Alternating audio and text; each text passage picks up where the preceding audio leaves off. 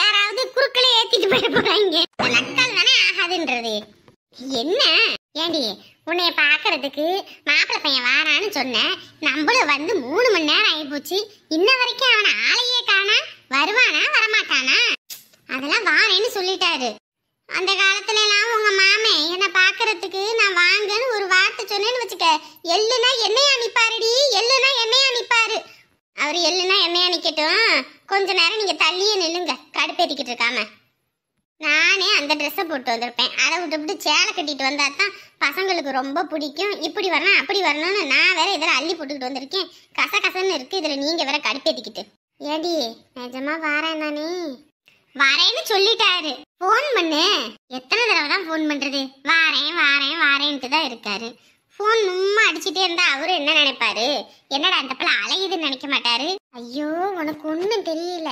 இப்பயே நம்ம போன் பண்ணி நம்ம வந்து கைக்குள்ள வச்சுக்கணும். அப்பதான் கல்யாணத்துக்கு அப்புறம் நம்ம மேல ஒரு பயம் இருக்கும். இல்லைன்னு வையி அவனே அவ கண்டுக்க மாட்டா கிண்டுக்க மாட்டான்னு அவங்க வாட்டுக்கு தெரிவாங்கிடி. அந்த காலத்துல நான் உங்க மாமனெல்லாம் சொக்குப்பிடி போட்டு என் இடுப்புல சொறி வச்சிருந்தேன். என் முந்தானியே புடிச்சுக்கிட்டு திரிவாரு. போன் பண்ணு போன் பண்ணு. ஏ நீ வேற கொஞ்ச நேரம் கம்மு நீரு நொய்யின்னு இருக்காம. என்ன நம்மளும் சீக்கிரமா வரேன்னு சொன்னோம். இந்த மீட்டிங் அது இதுன்னு வைக்கவும் நமக்கும் லேட் ஆயிடுச்சு பாரு. பாவம் லைலா அங்க தனியா நின்னுட்டு இருப்பா. ஆமா இது உங்க ஒத்தையில நின்று கரைஞ்சிட போறாங்க. கம்முன்னு போடா. பாவம்ல. ரொம்பதான் பாவம். ரொம்ப பண்றடா. உனக்கும் மாப்பிள்ளையெல்லாம் பாப்பாங்கல்ல, அப்ப புரியும் என்னோட ஃபீலிங்ஸ் எல்லாம். ஐயோ சாமி, நான் ஓ அளவுக்கெல்லாம் சீன் விட்டுட்டு தெரிய மாட்டேன். புரியுது புரியுது. ஏதோ ஒரு பக்கம் பொசுங்கிற ஸ்மெல்லு ரொம்ப நேரமா அடிச்சுக்கிட்டு இருக்கும் போதே தெரியுது ஃபீலிங்னு. ஆமா உங்க ஃபீலிங்ல தீய வச்சு கொளுத்த. போடா கம்முன்னு. நானே டயர்டா இருக்கு அப்படின்ட்டு இருக்கேன். இதுக்கு தான் சொல்றேன் என்ன கிஃப்ட் வாங்கிட்டு போலான்ற. அதுக்கு மட்டும் வாயே திறக்க மாட்டேங்கிற. ஏற்கனவே டைம் ஆயிடுச்சு. ஒத்தையில இருந்தா காக்கா வந்து தூக்கிட்டு போயிரும். அப்படி இப்படின்னு சீன் விட்டுட்டு இருக்க. கிஃப்ட் வாங்க மட்டும் உங்களுக்கு லேட் ஆகாதா? என்னப்பா முதல்ல பார்க்க போறது? ஷபா இந்த கொசு தொல்லை தாங்க முடியலடா. கொசு மருந்த வாங்கி அடிச்சு விடுங்கடா.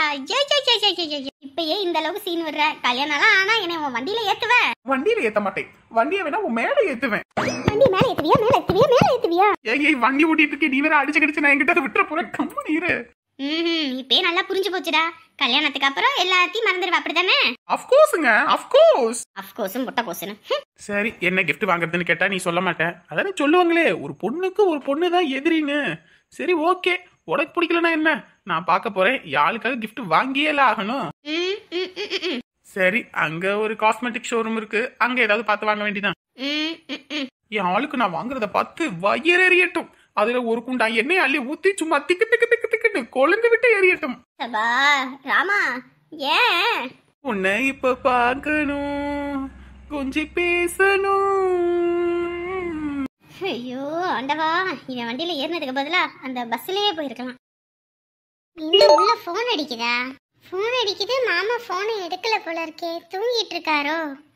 ஆமா ஆமா உடம்புக்கு எது டயர்டா இருக்குன்னு தூங்கிட்டு இருப்பாரு. மாத்திரை போட்டா அதனால அவரால எந்திரிக்க முடியாதே. சரி யாரு என்னன்னு போய் பார்ப்போம். கடையில இப்ப யாரும் வரல. வந்தா கூப்பிட்டா சத்தம் வைப்பாங்க, அப்ப வேணா வரலாம். மாமா மாமா போன் அடிக்குது. அதாம்மா போன் அடிக்குது. எடுப்போனதான் எந்திரிச்சு இந்த எடுக்கிறேம்மா. சரி நீங்க உட்காருங்க, நான் எடுக்கிறேன். யார் இந்த நேரத்துல கூப்பிடுறாங்கன்னு தெரியலையேம்மா. பேர் எதுவும் போட்டிருக்காமா? இல்ல மாமா நம்பர் தான் வருது. நம்பரா? யார் என்னன்னு தெரியலையே. அட்டெண்ட் பண்ணி பேசவா இல்ல நீங்க பேசுறீங்களா? யார் என்னன்னு தெரியலையேம்மா. கொண்டு வா யார் என்னன்னு பாப்போம்.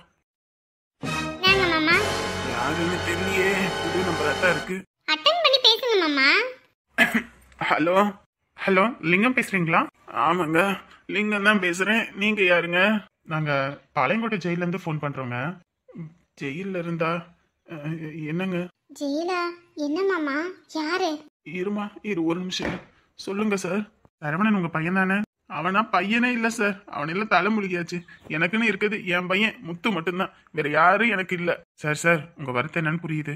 அவன் பண்ணின தப்புக்கு கடவுளா பார்த்து கூலி கொடுத்த மாதிரி என்ன ஆச்சுங்க? அவர் கொஞ்ச நாள் உடல்நிலை சரியில்லாம இருந்தாரு. இப்போ அது ரொம்ப உடம்பு முடியாம போய் இப்போ அவரு நம்ம எல்லாத்தையும் விட்டுட்டு போயிட்டாரு. என்ன சார் சொல்றீங்க? ஆமாங்க ஒரு 2 வீக்ஸாவே ரொம்ப உடம்பு முடியாம இருந்தாரு.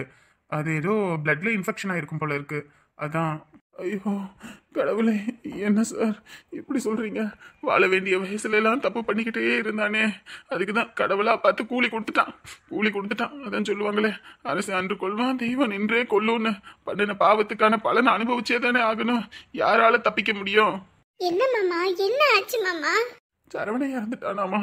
ஐயோ கடவுளே.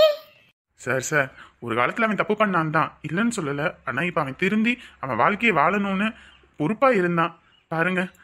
தப்பு பண்ற நேரத்துல எல்லாம் கடவுள் சும்மா விட்டுட்டாரு. இப்ப திருந்தி நல்லபடியா வாழணும்னு நினைக்கிறமா பார்த்து கடவுள் எடுத்துக்கிட்டாரு.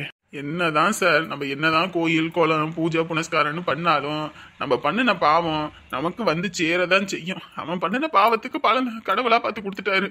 இனி திருந்தி வாழ்ந்தா என்ன, வாழாட்டி என்ன, அவனை ஏதோ பண்ணுங்க. அப்படி நீங்க சொல்லக்கூடாது. நீங்க பெத்தவங்க.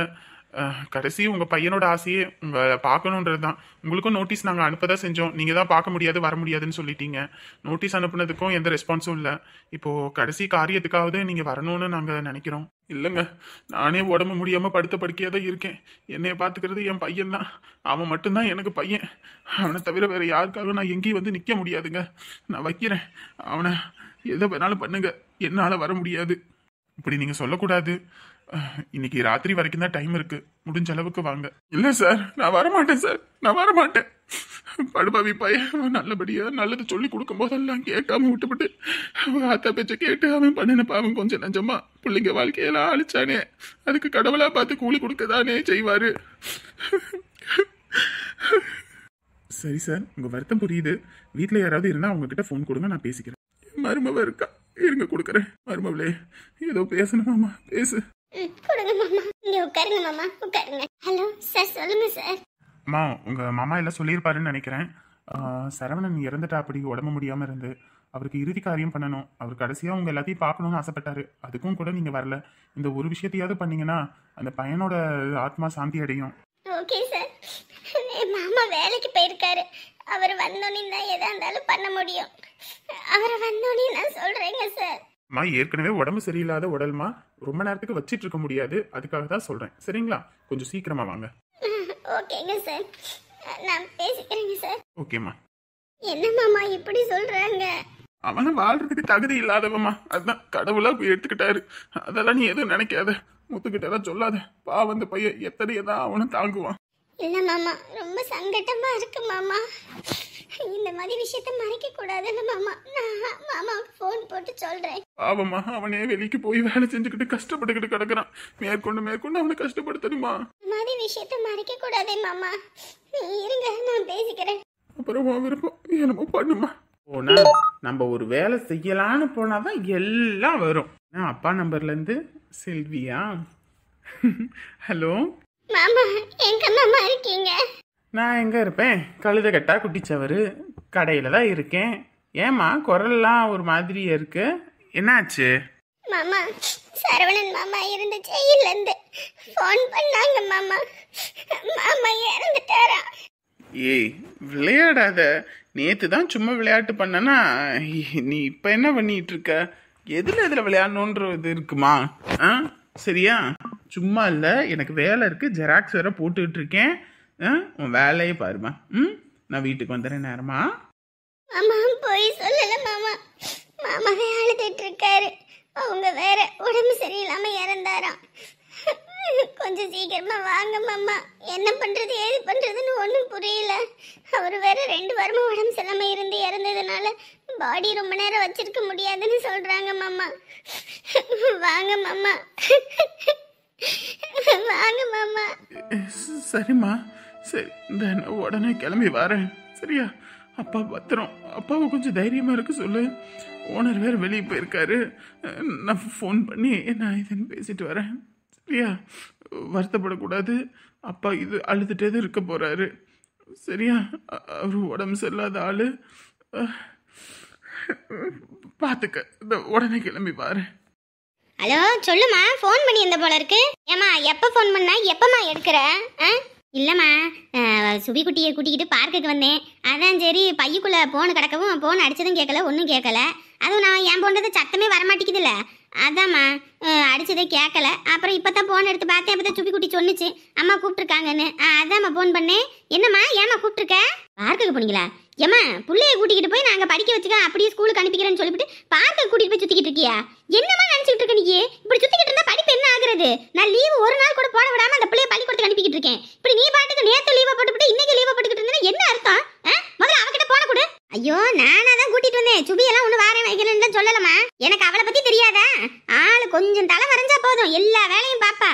அவ யாருன்ற கேடி கேப் மாதிரி புத்தி எல்லாம் இருக்கு அவளுக்கு. முதல்ல அவகிட்ட போன கொடு. அட சொன்ன புரிஞ்சுக்க. நானே தான் கூட்டிட்டு வந்தேன். வீட்டுக்குள்ளே இருக்கிறதுக்கு ஒரு மாதிரி சரியா இருக்கும். அதான் கூட்டிகிட்டு வந்தேன். நாளைக்கெல்லாம் பள்ளிக்கூடம் போயிருவாமா? ஆமா இன்னைக்கே வியாழக்கிழமை, நாளைக்கு ஒரு நாள் பள்ளிக்கூடம், அதுக்கப்புறம் லீவு. என்னம்மா இது? நீ அவகிட்ட போன கொடு முதல்ல. இந்தாமா கத்து கத்துன்னு கத்துறா. இந்தா உன்கிட்ட பேசணுமா? ஐயோ அம்மாயி நான் பேசலாம் அம்மாயி. அம்மா திட்டுவாங்க அம்மாயி. பேசுமா பேசு, அதெல்லாம் ஒண்ணும் இல்ல பாத்துக்கலாம். ஐயோ எதுவும் பேசிடாதீங்க, குரலை வச்சே கண்டுபிடிச்சிருவா. பேசலன்னா திட்டுவாமா, பேசுமா. வேணாம் அம்மாயி வேணாம் அம்மாயி. திட்ட மாட்டா, பேசுதான் நான் இருக்கேன்ல. ஸ்பீக்கர்ல போட்டு நீங்களும் பேசுங்களே. சரி இரு இரு, நான் அப்படியே சத்தம் வச்சு தரேன், பேசு. என்ன நினைச்சுக்கிட்டு இருக்க நீ? இங்க இருந்து போகும்போது புக்கெல்லாம் தூக்கிட்டு போயிட்டு அங்க பள்ளிக்கூடம் போயிருவேன் தலையாட்டிக்கிட்டு போயிட்டு அங்க போய் லீவை போட்டுக்கிட்டு ஊரை சுத்திக்கிட்டு இருக்கே நீ. படிக்கணும்ன்ற எண்ணம் இல்ல, ஒரு வேலை வெட்டிக்கு போகணுன்ற எண்ணம் இல்ல. நாங்க தான் கஷ்டப்படுறோம், நீ நல்லா இருக்கணும்னு உனக்கு லீவு கூட போட விடாம உன்னை பள்ளிக்கூடத்துக்கு அனுப்பிக்கிட்டு இருக்கேன் நான் இங்க. நீ அங்க போயிட்டு பார்க்க சுத்திக்கிட்டு இருக்க. நீ எல்லாம் என்னத்த சொல்றதுக்குன்னு இல்ல. ஒழுங்க மரியாதையா நாளைக்கு நீ கிளம்பி இங்க வர. இல்லன்னு வை, அவ்வளவுதான் சொல்லிட்டேன். இல்லம்மா புள்ளைய அழ வச்சுக்கிட்டு இருக்காத. என்னமோ உன் புள்ள மேல உனக்கு மட்டும்தான் அக்கறை இருக்க மாதிரி எங்களுக்கு அக்கறையும் வெங்காயமும் இல்லாத மாதிரி பேசிக்கிட்டு இருக்க. இப்ப என்ன பசங்களோடைய கூட்டிட்டு வந்தேன், நான் தானே கூட்டிட்டு வந்தேன். என்னமோ ஓவரா இது பண்ணிக்கிட்டு இருக்க. புள்ளைக்கு ஓரளவுக்கு தான் கண்டிஷன் கொடுக்கணும். ஓவரா கண்டிஷன் பண்ணிக்கிட்டு தெரிஞ்சுன்னு வச்சுக்க, அப்புறம் இவளுக்கு இதான் வேலை பழப்புன்னு சொல்லிட்டு பிள்ளைங்க அப்படியே பேச கேட்காம போயிருங்க சொல்லிவிட்டேன். என்னமோ ஓவரா பண்ணிக்கிட்டு தெரியுற. ஏமா சனி ஞாயிறு லீவு, அப்ப கூட்டிட்டு போயிருக்கலாம்ல. பள்ளிக்கூடத்தை கெடுத்து தான் கூட்டிட்டு போகணுமா? அதை நான் திட்டுறேன். சரி இப்ப என்ன முடிஞ்சு போச்சு, நீ ஒன்னும் பிரச்சனை இல்லை. நாளைக்கெல்லாம் பள்ளிக்கூடம் போயிருவா. புள்ளைய திட்டிக்கிட்டு இருக்கிற வேலை வச்சுக்காத. நாளைக்கு பள்ளிக்கூடத்துல டீச்சரு நல்லா பொண்ணு போடுவாங்க. போய் ஊரை சுத்திட்டு வந்தல்ல சொல்லி உங்க அம்மாயை கூட்டிட்டு வந்து விட சொல்லு, சரியா? எனக்கு எதுவும் போன் பண்ணாங்க தோலை உரிச்சு போடுவேன் உனைய. ஆமா ஆமா பிள்ளைகிட்ட பேசுற மாதிரியா பேசுற? உரிச்சு போடுவேன் கிரிச்சு போடுவேன். வைடி போனேன். சரி சரி அழக்கூடாதுமா அழக்கூடாது. இப்ப எதுக்கு அழுவுற? இல்ல பையன் அம்மா வேற வந்து கூட்டிட்டு போறேன்னு சொல்றாங்க. ஆமா ஆமா அவ கூட்டிட்டு போறேன்னு சொன்னா நான் விட்டுருவேனே? அதெல்லாம் ஒண்ணும் அவளா வரமாட்டா, சரியா? நீ அழாம இரு. அம்மா வீட்டுக்கு போனா அடிப்பாங்க. அதெல்லாம் அடிக்க மாட்டாமா, அம்மா அடிப்பாங்க. இதுதான் புள்ள அழகா சிரிச்சு சந்தோஷமா வந்தா, அதுக்குள்ள போன போட்டு இந்த புள்ளைய திட்டி. ஷோ கடவுளை என்னத்த சொல்றதுன்னு தெரியல போங்க. அவன் இப்படிதான் சம்பந்தி இருக்க இருக்க வயசாக அப்படியே பைத்தியக்காரமே ஆயிட்டு இருக்கா. புள்ளைய அழ வச்சுக்கிட்டு. ஒன்னும் இல்ல, நாங்கெல்லாம் இருக்கோம், சரியா? அழக்கூடாது, சரியா? வாமா வீட்டுக்கு போவோம். போகும்போது உனக்கு ஏதாவது வாங்கிட்டு போவோம், சரியா? சரி சரி அழக்கூடாது, வா போவோம் வா. அட ஏயா நீ வேற, அந்த ஆள் வேற 10 ரூபா கொடுக்கட்டுமா 20 ரூபா கொடுக்கட்டுமான்றாரு. யோ நீ எதையோ ஒண்ணு கொடுத்துட்டு போயா, நீ கொடுத்தாலே போதியா அப்படின்ற மாதிரி ஆயிடுச்சு போ. ஆமாயா இப்பெல்லாம் நிறைய பேர் அப்படிதான் இருக்காங்க. பாக்கெட்லயே காசு வச்சிருப்பீங்க, வெளியே எடுக்கிறது கிடையாது. ஐயோ போன தடவை அப்படிதான் லோட ஏத்த வந்தாரு. சரி ஏத்தி விட்டு போங்கன்னு சொல்லிட்டேன். ஏத்தி விட்டுட்டு போகும்போது பாக்கெட்ல இருந்து 20 ரூபா கீழே விழுந்துருச்சு. கீழே விழுந்த உடனே ஒரு அண்ணன் வந்துட்டு, அண்ணே டீ குடிக்க ஒரு 20 ரூபா தான் கொடுங்க அப்படின்னு சொல்லி கேட்டோனையும் இந்த ஆளு பாக்கெட்ல இருந்து எடுத்து வச்சுக்கிட்டு அவன் வேற அதை பார்த்துட்டான். என்ன கொடுங்கண்ணே கொடுங்கண்ணே. இல்லப்பா நோட்டு கிழிஞ்சிருச்சுப்பா அப்படின்னாரு. ஏன்னா இப்பதான் பார்த்தேன் அப்படின்னோனையும் நோட்டு கிழிஞ்சிருச்சுப்பா அப்படின்னாரு. சரி பரவாயில்ல கிழிஞ்சா பரவாயில்ல கொடுங்க அப்படின்னு இந்த அண்ணன் பின்னாடி திருப்பி அந்த நோட்டை தர்றன்னு கிழிச்சு, இந்த அப்ப நோட்டு நிஜமாவே கிழிஞ்சு போச்சுப்பா அப்படின்னோனையும் கிழிஞ்சு போச்சா அப்ப சந்தோஷனே அப்படின்ட்டு போயிட்டது. இந்த அண்ணனுக்கு மூஞ்சே இல்ல. அட பாவி ஒரு 5 நிமிஷம் இவன் இல்லன்னு சொன்னோன்னு போயிருந்தானே இந்த பிரச்சனையே இல்லையே, 20 ரூபாய் வச்சு ஒரு கட்டிங்க முடிச்சிருப்பானே. அதை விட்டுட்டு படுபாவி போய் அதை 2 கிளிக்க வச்சுட்டானேன்னு சொல்லிட்டு புலம்பிக்கிட்டே போனது. என்னத்த சொல்லப்போ. இரியா போன் வருது, யாருன்னு பேசிக்கிறேன். ஹலோ சொல்லுங்க யாரு? அண்ணே முத்து தானே பேசுறேன். என்னப்பாச்சு, ஏன் அழுவுற? அண்ணே சரவணே அண்ணே இறந்துருச்சா. என்னப்பா என்ன திருத்தப்படி இப்படி சொல்ற? கடவுளே ஐயோ ஆண்டவனே என்னப்பா இப்படி சொல்ற? சரி சரி பதட்டப்படாத சரியா? நம்ம போவோம். இந்த உடனே வரேன் சரியா? நீ எங்க இருக்கப்ப? இருக்கேன் வேலை செஞ்சுட்டு ஓனர்கிட்ட இப்பதான் சொன்னேன், இப்பதான் வீட்டுக்கு கிளம்புறேன். நான் ஒத்தலை என்ன பண்றதுன்னு எனக்கு ஒன்றும் தெரியலன்னு அதானே போன் பண்ணேன். கொஞ்சம் வானே எனக்கு ஒண்ணு விட்டா யாருமே இல்லைன்னு. டேய் இப்ப எதுக்குடா அழுவுற? ஒண்ணும் இல்லடா. சரியா, அண்ணன் இருக்கேன். இந்த உடனே கிளம்பி வரேன். சரியா, அழுக்கூடாது. நீ அங்கேயே இருந்தா கூட இரு, நாங்க வண்டி எடுத்துட்டு வரோம். சரியா, பாத்துரு, இந்த வந்துடுறேன். யார் போன்ல வண்டி எடுத்துட்டு வரேன் அப்படி இப்படின்னு இருந்த? வேற யாரும் இல்லையா? முத்துதான் போன் பண்ணான். ஏதோ ஜெயில உடம்பு சரியில்லாம சரவணன் இறந்துட்டானாமா. அதான் இப்போ ஃபோன் பண்ணி சொன்னாங்களாம். என்ன பண்றதுன்னு தெரியலன்னு சொல்லி அழுகிறான். போயிட்டு வந்துருவோமா? அட கடவுளே, என்னப்பா இப்படி? வாழ வேண்டிய வயசாச்சு. வாழ வேண்டிய வயசுல எல்லா தப்பும் பண்ணனா, சாக வேண்டிய வயசா இது? சும்மாவா சொன்னாங்க அந்த காலத்துல கூடா நட்பு கேடில் முடியும்னு? அந்த மாதிரியே பாரு, அவங்க அம்மா எல்லா கெட்ட பழக்கத்தையும் சொல்லி கொடுத்தா. இப்ப அவளும் அங்க போய் உட்காந்துக்கிட்டு இந்த பையனோட வாழ்க்கையே ஜெயிலே முடிஞ்சு போச்சு பத்தியா? பாவையா, அவங்களாம் கூட தப்பு பண்ணாங்க. முத்து என்னையா தப்பு பண்ணனா? வாழ்நாள் முழுக்க அவனுக்கு கஷ்டம்தான் போ இந்த குடும்பத்தால. அவனுக்கு எவ்வளவுதான் கஷ்டப்படுவான். இப்பதான் மாமா கொஞ்சம் நல்லா தேறி வராரு. அப்பதான் கொஞ்சம் அவன் சந்தோஷமா இருக்கான் கல்யாணத்துக்கு அப்புறம். அதுக்குள்ள பாரு, ஐயோ கடவுளை, எதுக்குதான் அந்த குடும்பத்துக்கு மட்டும் கஷ்டத்துக்கு மேலன்னு இப்படி கஷ்டத்தை கொடுத்துட்டே இருக்காருன்னு தெரியல கடவுள். சரி இப்ப நம்ம கிளம்புவோமா? இப்ப இங்க இருந்து உடனே பஸ் பிடிச்சு போக முடியாது. ஒரு கார் எதுவும் ஏற்பாடு பண்ணி போயிட்டு வந்துருவோமா? சொல்லவா வேணும்? வா, கார் எடுத்துட்டே கிளம்புவோம். எனக்கு ரொம்ப பயமாவும் பதட்டமாவும் இருக்கியா? ஷோ ஆண்டவனே, ஒண்ணு இல்லைனா ஒண்ணு, என்னத்த சொல்றதுனே தெரியல போ. சரி நான் இருக்கேன், வா போலாம் வா. ஹலோ ஃப்ரெண்ட்ஸ் அண்ட் ஃபேமிலி, எல்லாரும் எப்படி இருக்கீங்க? நிச்சயம் எல்லாரும் நலமா இருப்பீங்க நம்புறோம். நம்மளுடைய மனம் போல் மாங்கல்யம் சீரிஸோட பார்ட் 2 வந்து உங்கள் எல்லாருக்கும் பிடிக்கும்னு நம்புறேன். ஒரு சில கதைகளில் வந்துட்டு ஸ்மூத்னஸாகவே போயிட்டுருக்கு. சரி, ஒரு ட்விஸ்ட் அண்ட் டர்ன்ஸ் கொடுக்கலாம் அப்படின்ற காரணத்துக்காக தான் நம்ம கதையை கொஞ்சம் டர்ன் பண்ணியிருக்கோம். இந்த கதையுமே வந்துட்டு கொஞ்சம் இன்ட்ரெஸ்ட்டாக கொண்டு போகிற மாதிரி கொஞ்சம் நல்லா கொண்டு போகலாம். நம்மளோட இன்னொரு சேனல் உங்களுக்கே தெரியும், நம்ம 2 சேனல் வச்சுருக்கோம் அப்படின்றது. Evergreen picture presence Tamil. இந்த சேனலில் வந்துட்டு தமிழ் கிடைத்த வரமே அப்படின்ற ஒரு சீரிஸ் வந்துட்டு போயிட்டு இருந்துச்சு. ஒரு சிலர் பார்த்துருப்பீங்க, ஒரு சிலர் பார்த்துருக்காம இருந்திருப்பீங்க. ஸோ பார்க்காதவங்க வந்து அந்த சேனல் போய் பாருங்கள். அந்த சீரிஸ் வந்து நம்ம முடிச்சிட்டோம். இப்போ அதை தொடர்ந்து வந்து வீட்டுக்கு வீடு அப்படின்னு சொல்லிட்டு ஒரு காமெடியாக ஒரு சீரிஸ் தான் ஸ்டார்ட் பண்ணியிருக்கோம். இந்த வீட்டுக்கு வீடு சீரிஸ் பொறுத்த வரைக்குமே வந்துட்டு ஒரு ஃபேமிலி ஓரியன்டாக, இப்போ நம்மளுடைய வீட்டிலேயே வந்துட்டு அன்றாட வாழ்க்கையில் நடக்கிற சில விஷயங்களை வந்துட்டு காமெடியாக தான் கொண்டு வரோம். ஏன்னா நம்ம கொஞ்சம் நம்மளோட கதைகள்லேயே தெரியும், நம்ம ஃபேமிலி ஓரியன்டான சீரிஸ் தான் கொடுப்போம் அப்படின்னு. நிறைய பேர் வந்து ஹாரர் ஸ்டோரிஸ் கேட்டிருந்தாங்க. பட் என்னால் வந்துட்டு அதுக்கு எடிட்டிங் டைம் வந்துட்டு நமக்கு கொடுக்க முடியாது. ஏன்னா நம்ம ஹோட்டல் பிஸ்னஸ் பார்த்துட்டு வீட்டு வேலையும் பார்த்துட்டு எங்கள் அம்மாவுக்கு வேறு உடம்பு முடியல. ஸோ நான் அவங்களையும் பார்த்துக்கணும், ஸோ நம்ம வீடியோவையும் பார்த்துக்கணும் அப்படின்போது எனக்கு ஒவ்வொரு டைமும் நான் ஷெடியூல் போட்டு தான் ஒவ்வொன்றையும் பண்ணிகிட்ருக்கேன். அந்த காரணங்களால் மட்டும்தான் நமக்கு வந்து வீடியோஸ்க்கு வந்துட்டு கொஞ்சம் காலதாமதமாகிட்டே இருக்குது. நானும் வந்துட்டு கரெக்டான டைமில் கொடுத்துருவோம் அப்படின்றதையே ட்ரை பண்ணுறேன். பட் ஆனால் முடியல. ஏன்னா நம்ம ஃபேமிலியும் பார்த்துக்கணும், இவங்களையும் பார்த்துக்கணும், அவங்களையும் பார்த்துக்கணும் போது நமக்கு ஒரு ஒரு கல்யாணம் ஆன பொண்ணுனா எவ்வளோ இது இருக்குன்னு உங்களுக்கே தெரியும். ஹஸ்பண்டுக்கும் நம்ம போயிட்டு ஹெல்ப் பண்ணணும், நம்ம பெற்றவங்களையும் விட்டுற முடியாது. ஏன்னா அவங்க தான் நம்மள இந்த உலகத்தை கொடுத்தவங்க, அவங்களோட கஷ்டம் நமக்கும் இல்லையா? ஸோ அவங்களையும் நான் ஒரு பக்கம் விட்டுற முடியாது. ஸோ நம்ம இன்னொரு பாதிக்கு போயிருக்கோம் அப்படின்போது அந்த பிஸ்னஸையும் நம்ம விட்டுடக்கூடாது. நம்மளுடைய எடிட்டிங் டைமு அதுக்கும் கொஞ்சம் நேரம் ஒதுக்கணுன்ற காரணம்ன்றனால தான் எல்லாமே இப்படி ஆகிட்டுருக்கு. ஒரு நம்பிக்கையான ஆள் வந்து ஹோட்டலுக்கு கிடச்சிட்டாங்க அப்படின்னா நம்ம கொஞ்சம் ஃப்ரீயாகலான்னு பார்க்குறோம். பட் ஆனால் அந்த மாதிரி கிடைக்கல. ஏன்னா ஒருத்தரை நம்பி நாங்கள் நான் கொஞ்சம் லேட்டாக போவோம், நம்ம கொஞ்சம் இங்கே டைம் எடுத்துக்கோன்னு சொல்லிட்டு விட்டுட்டு வந்தால் அவங்க கல்லால் கையை வச்சுட்டாங்க. ஸோ நான் என்ன பண்ணுறதுனே எனக்கு தெரியல. ஒரு 3 மந்த்ஸாக வந்துட்டு நம்ம கொஞ்சம் ரிலாக்ஸாக எல்லாம் பண்ணலான்னு நினைக்கும் போது அவங்க உள்ளுக்குள்ளே ஒரு வேலையை பார்த்துட்டாங்க. ஸோ நம்ம இதையும் பார்த்துக்கணும் அதையும் பார்க்கும்போது ஓவர் ஸ்ட்ரெஸ் ஆகிடுதா. ஸோ அந்த ஸ்ட்ரெஸ்னால தான் வந்துட்டு கதையுமே வந்துட்டு நம்ம ரெகுலராக கொடுக்க முடியாமல் போயிடுச்சு. நிறைய விஷயம் பேசலாம், பட் எனக்கு டைம் ஆகிடுச்சு. ஸோ அடுத்த ஒர்க் போகணும்.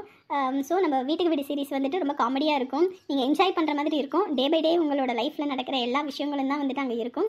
பார்க்காதவங்க பார்த்து என்ஜாய் பண்ணுங்கள், ப்ளீஸ் சப்போர்ட் பண்ணுங்கள். அந்த வீடியோட லிங்க்கு கமெண்ட் பாக்ஸில் கீழே கொடுக்குறேன். பார்க்காதவங்க கிளிக் பண்ணி பார்த்து என்ஜாய் பண்ணுங்கள். நாளை மற்றொரு சீரிஸோடு உங்களை வந்து சந்திக்கிறேன். அதுவரை உங்களிடமிருந்து விடைபெறுவது நான் உங்கள் மகா.